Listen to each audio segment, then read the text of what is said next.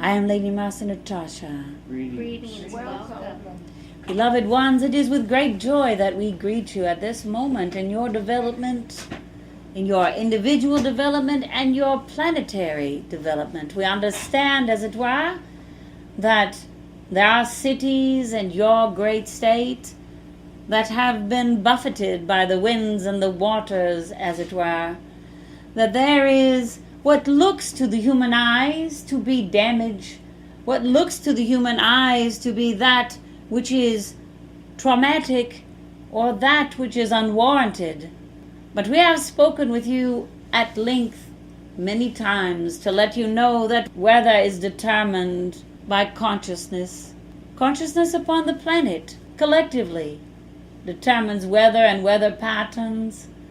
And even, beloveds, if you are steeped in the concept that weather wars and weather are determined by those who have their machines, let us assure you in this moment that nature bows to no man-made instruments, if you would understand the meaning of that.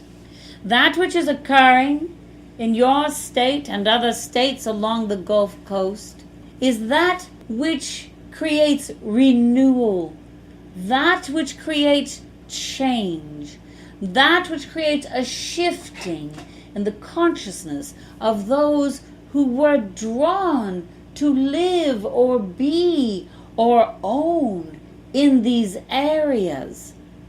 One must always recognize that aspect when what you call disaster occurs.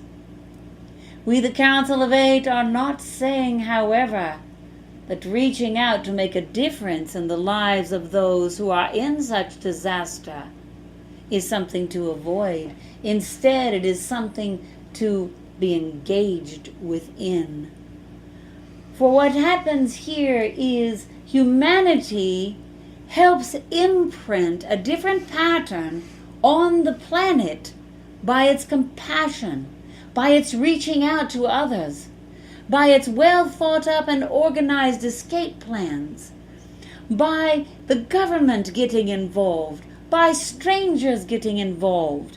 In other words, it creates a vortex of its own of goodwill, of beauty, of love, of camaraderie, of the golden rule, one might say. And so in this manner we say to you that disasters have the ability to wipe out amazing amounts of negativity when those who respond to a quote-unquote disaster keep their thinking, their well-being, their centeredness, their focus on the greater good for all concerned and reaching out to lend a hand in whatever way is your truth. What do you understand?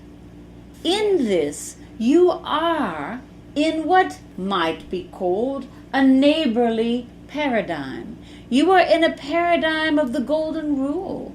You are in a paradigm of shifting reality to bring about a greater good, to bring about opportunities, to bring about meetings of people that would never have happened, to bring about movement from one place to another that might not have happened. There are many who will be changing their residence due to these disasters, quote unquote, because it is required in their growth. It is required for their destiny. It is required for their future and their now.